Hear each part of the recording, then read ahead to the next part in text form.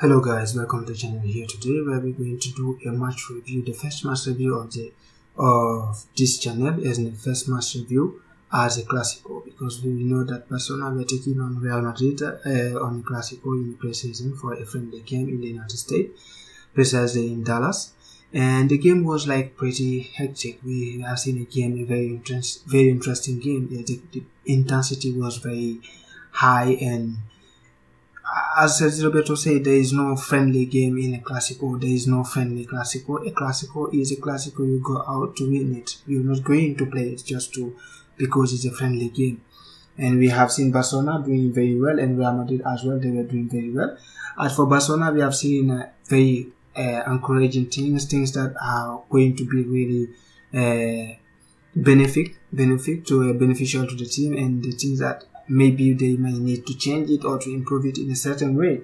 And if you do start with certain players, we know that Barcelona, they were trying out. Xavi were trying out, like it was the first game of playing with his brand new signings at the same time as Frankie de Jong, because the previous game against Arsenal, Frankie de Jong have not started the game. He was sitting on the bench. It was just Frankie de Jong, Pedri, Gundogan, and Oriol Romeu. But today we have seen Pedri, Gundogan, Frankie de Jong, and Oriol Romeu, and Frankie de Jong and Oriol Romeu were playing as a double pivot. And this was very interesting because we have seen last season Frankie de Jong playing double pivot with Busquets at some point of the season, and it was very interesting at that time because Xavi he's really into playing with 4 midfielders instead of playing with 3 and having 2 wingers, and because it gives you more control over the game, more position. You have the possibility to have the ball and create chances. And today we have seen Frankie de Jong and Oriol Romeu trying to be very compatible, and of course I can say from what we have seen today, they are compatible in certain way, because Frankie is more about taking out the ball, organizing the game, and doing all the things that is really technical, and all the tactics. He's really into it. He knows the game. He understands the game very perfectly. And Romeu, he's not bad technically. I'm not saying about the technical aspect. Romeu is bad. He's not that bad, but he is more physical than technique. And I don't know if you get it exactly, because we have seen it. He is really into this kind of box-to-box midfielder. He is a pivot, but playing Romeu as a single pivot is somehow complicated, because we have seen it against Arsenal. He was not really comfortable. He was not able to take out the ball. You need Romeu to be here in front of your defense, but at the same time you need a midfielder who is going to be alongside Romeu as a second pivot, but someone who is going to take out the ball, because Romeu will do the ugly job. Is going to put pressure, to do some fouls sometimes, just to have the position of the ball. But then you need someone who's going to carry out the ball, and that's what Frankie de Jong does. He does it perfectly, and he is very perfect in it. And in this game, he did it in a very magnificent way. He was everywhere in the midfield. Every time you've seen Balde is going up, Frankie de Jong is always trying to cover the Balde's back. He's trying to give him more possibility to go up and go with as a winger, sometimes as a left winger, because we know Barcelona, they were playing with just one of the wingers, like Dembele, playing on the right hand side, and then on the left hand side they were no, but it was all the left hand side was left to Balde, but they was trying to feel it every time he need to go up and try to give to have some crosses. And it was really interesting to see how the organization of the game was doing. We have seen Pedri and Gundogan. They were really they understand each other, and their combination again on the first goal. It was really interesting to see. Something they need to work on more often. And guys, and I will also talk about Test again. He had an amazing game. He was really solid behind. He has been saved on certain occasion by his crossbar. He was very lucky, but at the same time he did some interesting saves, and that is very good for Barcelona to have Ter Stegen at his peak, to have Ter Stegen at his best, and this is something that will give them confidence. Unfortunately, they lost Christensen due to injury. I hope there's nothing serious about it, and also Gundogan. I hope there's nothing serious about it. And we have seen also Fermin Lopez, this young boy from the academic setup, the youth team. Last year he was on loan and then he got back. He is doing very well in the preseason, and he has proven it today. He scored a goal and assist one. That was really impressive from him. And guy, if we do move on Real Madrid, we know that Real Madrid, they were like today they were having like some problems like taking the ball out.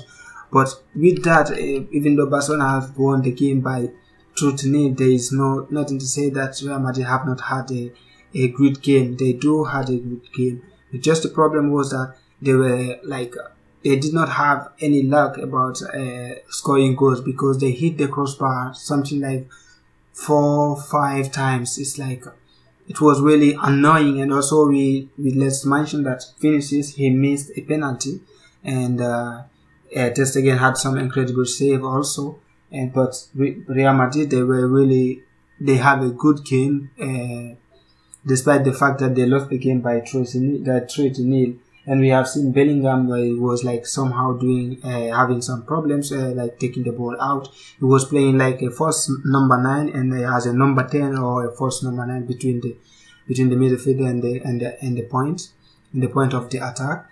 But guy, I think that Ancelotti's system is somehow very complicated to play if the opposing team is playing with 4 midfielders. Sometimes you need to open wide and play with your wingers. You have Vinicius, you have Rodrigo. Those are the guys that you don't need. You don't have to put them like in up front, like just to play them as a 4-4-2. You need to have them like wingers. If they open like on the left and the right hand side, they will give you a lot than if you play them as attackers. Is I think something that he need to work on. Maybe he can bring some changes, but Real Madrid, they really need to have like a striker, like a number 9 striker, because if you have a number 9 striker, you don't need to put Vinicius and Rodrigo as joint number 9. You have to put them on the left and the right hand side. They will give you a lot, because we have seen Vinicius when Romeo went in, he moved to the left hand side, and also Rodrigo to the right hand side. He was doing pretty well, and we have seen it. We have seen Sergio just like having some problems, having like all the problems of the world were defending Vinicius. It's something almost impossible for him. He cannot defend against Vinicius. That's why Barcelona, every time they play Xavi, he put Araujo as a right back to stop Vinicius, because he's the only one actually in the squad who can match the intensity or the pace of Vinicius' pace. And this is something really something that Barcelona needs to work on. They are working to try to get a right back, but they really need to have someone who is very good. Otherwise, they have to play Araujo every time they face Madrid. So also we have seen Fran Garcia. Fran Garcia, he had an incredible. He was not that bad. Not incredible, but he was not that bad, because when he got in after Mendy got injured, Mendy by per se did not have a great game. He was suffering a lot against Dembele. This is something that is not Mendy. He is not, his level of his game is not that good actually. So I fear for him that he will lose his place for Fran Garcia, because Fran Garcia, he was very solid. We have seen it against Rafinha. Rafinha was not. It's like passing Fran Garcia was really difficult. Every time he take on Fran Garcia on 1-1, he was having problems to go through, and most of the time he failed to do so. So guys, Real Madrid, they had really a good game, despite the fact that they lost the game by 3-0. If you see just the result, we might say that Barcelona, they just crossed past Real Madrid. But this was not the case. The game was very disputed. It's like it was something very interesting. We have seen a very enjoyable game. The intensity was very high. There was nothing friendly about this game. And I think that both coaches, Ancelotti and Xavi, they will have great lessons to get from this game, and they will have to improve certain things. And Xavi, I think that he'll have the possibility. He will try to use Fermin Lopez more often throughout the season, because the boy is showing like good promises. They were talking about him in the training session, but now in the game against Real Madrid, he scored his first goal with Barcelona first team, and on his first Clasico, he scored his first goal with an incredible. It was just amazing. I just like those kind of goal that will try make you scream like anyhow. It's like you're going to shout all the way in your house or in the club. It's just something incredible. And he had a great assist also. The way he did it, the goal was scored by Ferran Torres, who by the way did not have an incredible game. He came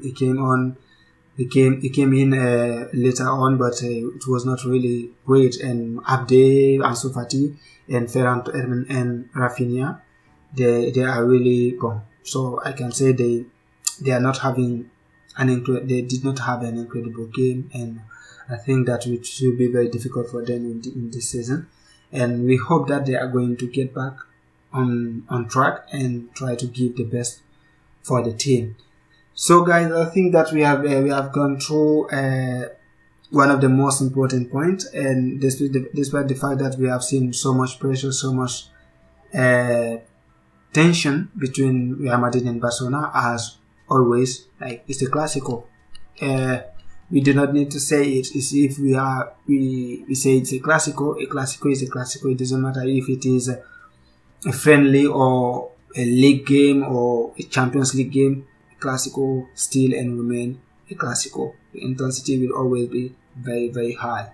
So guys, I'll leave you here. Just give me your thoughts on the comment down below. Don't forget to like, subscribe, comment and share. See you soon. Ciao.